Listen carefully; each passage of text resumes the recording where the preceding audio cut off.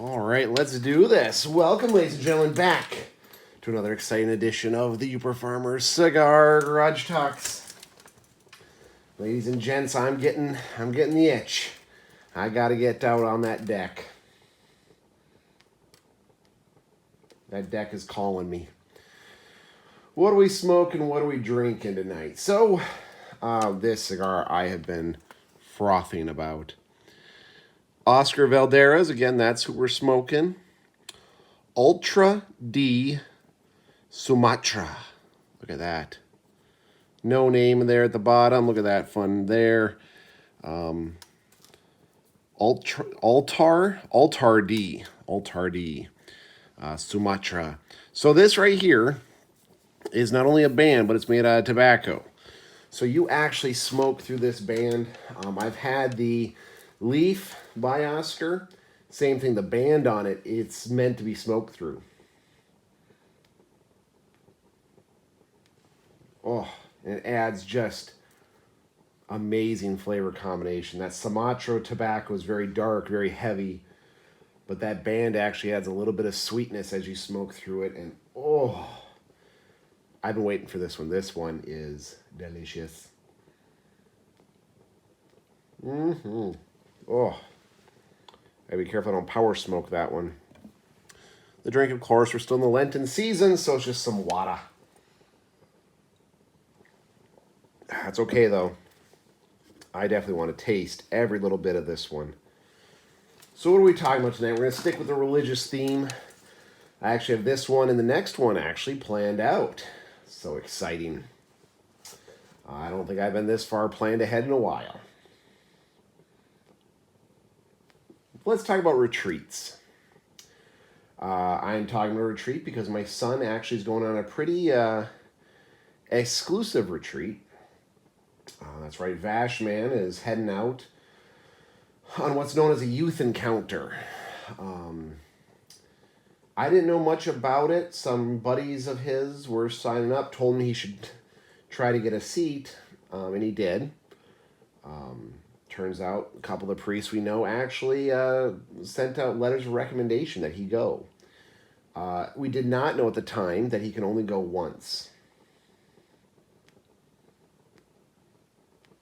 So this is it, one and done. I then learned more about this youth encounter, and it is supposed to be an amazingly impactful retreat. You're only allowed to go once. You can come back as a helper, but you are not allowed to come back as a candidate. You go there and you really pray and meditate, and you're supposed to actually encounter Jesus is the idea. Our local priest is actually doing some penance and doing some sacrifices for my son. I'm actually this week going to be doing some additional sacrifices as well to, again, hope that pray for my son and do some sacrifices for his encounter. I'm really excited. Retreats for me were what got me really excited and amped about being Catholic. I know on one of the retreats they talked about the retreat mentality. You know, you go to retreat for the next week or two, you are a super Catholic. You pray harder, you worship better, you sin less, and then it tapers off, which is true. That does happen. I don't know if it's just the retreats I went to, though, or if it is in general. They really do change you, give you this perspective on your faith, on life, on death. I went to quite a few really intense retreats. Ones that were silent retreats and done by Franciscan monks. I got to learn about the three knots, right? Poverty, chastity, and servitude, or as the friar Franciscan monk would say, no honeys, no monies, and you got a boss.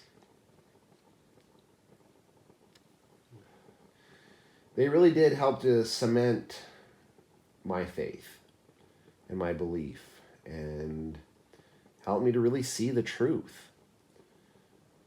Amazing, amazing experiences, every single one of them. If you are Catholic, I highly recommend you go on some retreats. There are a lot of really good ones. If you're not Catholic, go to some Catholic retreats.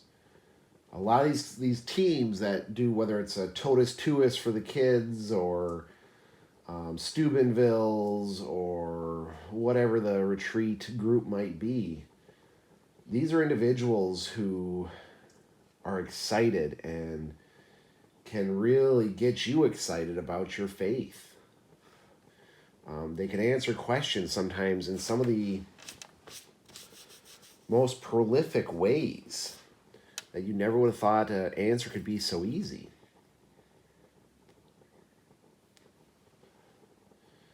Really is for me. It's blown my mind. One of the retreats I went on, actually the same one with the Franciscans, they talked about, the one guy talked about how he was not your typical priest candidate or your typical brother candidate for the friary. That his life led him in many, many dark, dark alleys. But he was very relatable to a lot of people, including myself. It's interesting hearing someone talk about, they weren't perfect. They weren't born praying. They weren't, given the grace of being in the holy orders. That it was something they found later on or had to fight for or whatever it might be. It was developed much later in their lives and kind of unexpectedly.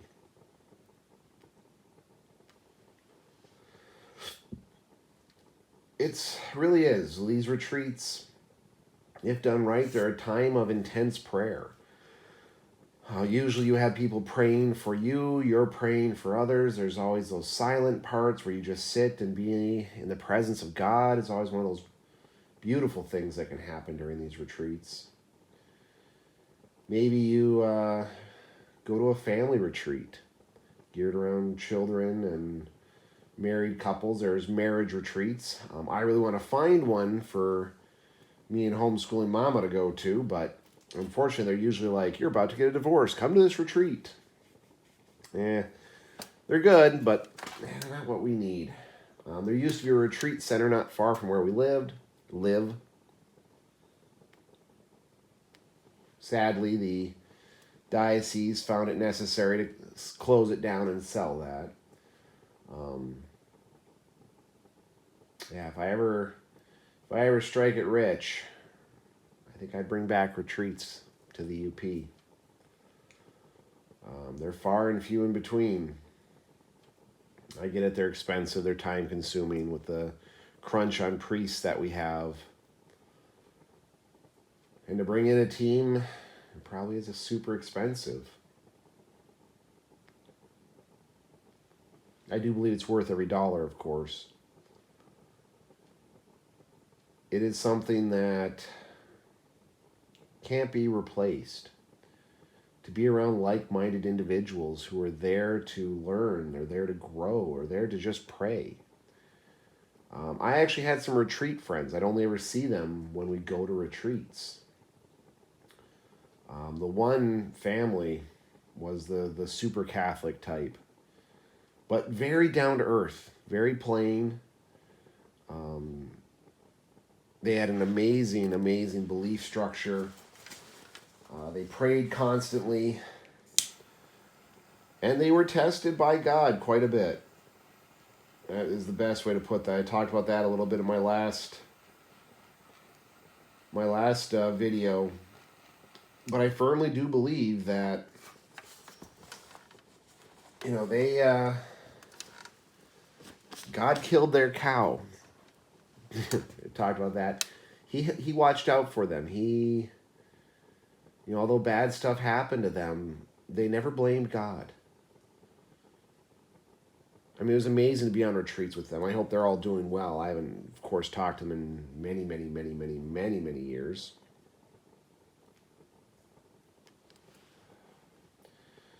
But it was amazing to see their faith. And you'll find people like that at retreats. People who unwavering, undying faith. Even though they've been through tragedy, they haven't led the easiest or best life. If they can say, I believe in God, I believe in the Catholic faith, then who am I who's, don't get me wrong, I've had my trials, but compared to some of these people, especially back when I was going to retreats, who am I to contradict that?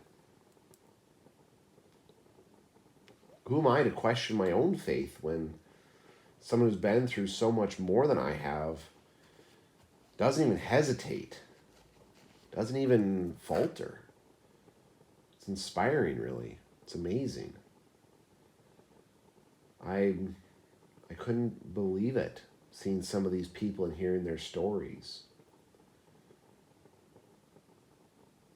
Now, don't get me wrong, since going to those retreats, my world has been shocked, has been shooken, has been challenged and torn down. I've had to rebuild. I've had tragedy. I've near-death experiences. I've experienced death.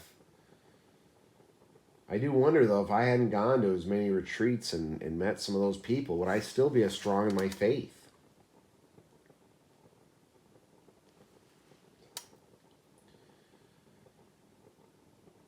I'd like to think I would. I'd like to think that I would be still strong and whatnot. Our local priest gave that was a video I watched from Ascension Presents. Let me get that straight. The guy talked about how, you feel the discernment that God wants you to do something, but the truth of it is he might want you to do it so that you fail. You learn failure, you learn humility, you gain some lesson through failure. Just because you don't succeed at it doesn't mean that's not what God wanted you to do. Powerful, powerful stuff. You hear from retreats, you hear from people that there is a plan and you don't know what it is. One of the retreats I went to, and I talk about this one quite a bit, I went to a discernment retreat with a heavy emphasis placed on joining the vocations, priests, deacons, lay ministers. It was on that one that I realized that, no, I wasn't meant to be a priest. My grandmother's hopes and dreams for me was not what God wanted me to do. It was on that retreat or shortly thereafter, I decided, I wanted to tilt into medicine, to become a paramedic. At the time, I was really contemplating either joining the military and going into a long-distance recon position, because I was very good with rifles and stalking stuff and being stealthy in the woods, or was I going to save lives? And there was a little part of me that wondered if I should join the priesthood. I mean, I knew a lot about religion. I felt myself very religious. I was willing and able to talk about my beliefs and share them with others, so why not, right? But I sat there trying to decide. I was going to be confirmed, and one of the requirements for confirmation was to go to a retreat. Just so happened this was a discernment one. And I had to pick between St. Cosmas and Damien, to pick for my confirmation saint, or St. George. And as I prayed and sat in this retreat and contemplated, I was pulled towards St. Cosmas. Cosmas and Damien were two physicians. They're actually mentioned when they ask for the intercession of the saints sometimes during Mass, especially during All Saints' Day.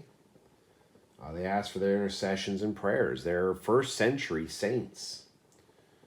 physicians who were beaten, stabbed, hung, set afire, and then finally, I think, beheaded before they perished. But they believe that medicine should be given to the common person. And that just called to me. Hearing about their lives, their deaths, their martyrdom. That really called to me, it spoke to me. And that's ultimately why I chose to pick St. Cosmas as my confirmation saint. And then I based the rest of my decisions in life off of that. I got into EMS, which I still this day say is the last vestige of true healthcare. We don't ask for insurance. We go to where the sick people are. We engage them in their homes. If you're a good medic, you actually start treating that patient in their home, at their home. And I don't mean applying Band-Aids and giving them the right medication. I mean looking around and seeing how are they living. Is there anything else you can direct them or tell them to do or help you can get them? Can you offer them some advice maybe on how they can live a better life or how they can possibly do better? Is there some help you can get them or a kind word or nothing else, just an ear to hear their problems? EMS really is the last vestige of true healthcare. Everywhere else, it's about money. It's about insurance. It's about the turntable, right? Get them in, the revolving door, get them in, get them treated, get them out, get the next one. Get them in, get them treated, get them out, get the next one. Now, sadly, EMS is starting to change back to that model or change to that model. It breaks my heart. But it still is. We go into these people's homes. We see how they live. It wasn't until I got out of EMS, I had a lot of former patients then kind of tell me that the kind words I said or the extra effort I put in towards making sure they were okay changed their lives. Maybe a piece of advice or a stupid story.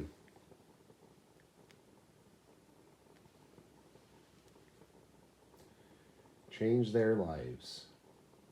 I think I picked okay. I think when I was called towards St. Cosmas, defined who I was, and I'm not upset about it.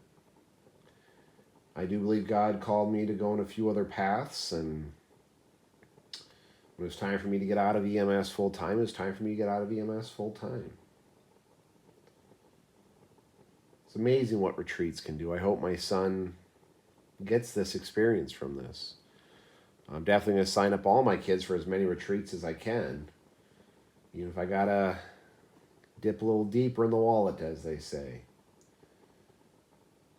The stuff you can gain is invaluable. To get that opportunity to be that close to God. It's awe-inspiring, really. It's amazing. So again, if you're Catholic, try to go to a couple of retreats. If you're not Catholic, try to go to some Catholic retreats. They're not like any of the other retreats out there. Some of them, a lot of them, they aren't that feel good. Y'all going to heaven.